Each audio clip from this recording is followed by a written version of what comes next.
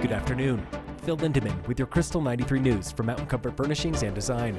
CDOT says rebuilding exit 205 at Silverthorne is still not a priority. The interchange is a problem, but it's not the problem. CDOT's verdict came after 16 months of traffic studies. Their two biggest solutions there: keep tweaking the traffic lights and build new turn lanes. That's going to really help get turning traffic out of the main line and keep the corridor moving. County Commissioner Tamara Pogue warns these solutions had better work and fast. I think you're going to hear some skepticism, right, from the public that this will provide the solution to the level of traffic that our residents experience. Now taking us up to Vail Pass, where CDOT says inflation is forcing them to trim big items from the west side rebuild happening now. The biggest cut was a new lane running from East Vail to the top of the pass. We cut the bottom a couple miles off for the aux lanes. This will make I-70 slightly fatter as you drive higher. We didn't want to have a narrow merge point halfway up the hill. We thought that was going to be a bad situation. But wait, all 8 miles of that lane are not gone forever. CDOT wants to come back and complete it when it has the money. This one being as big as it is, it's a challenge for us. This likely means more construction on Vail Pass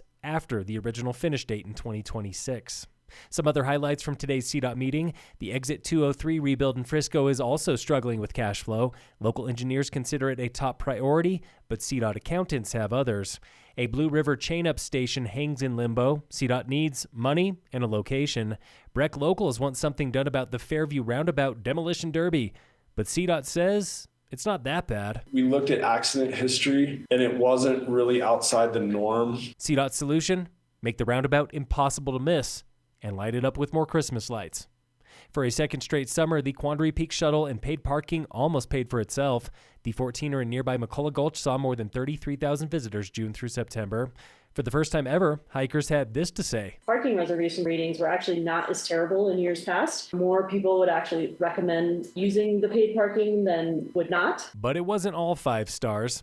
Hikers' satisfaction on the shuttle plummeted. We think that's tied to some operational challenges that SP Plus had, resulting in some really long wait times for people, including not having drivers show up for work or buses that were broke down. It did not help that those stranded hikers had nothing else to do. And when people are standing there waiting for the shuttle to go back to Breckenridge and our survey box is right there, and they're getting annoyed because they've been there, that's the perfect opportunity for them to fill out a survey and tell us how much they hate the thing. It is almost guaranteed the Quandary shuttle and paid parking will be back next year, maybe with a new shuttle provider.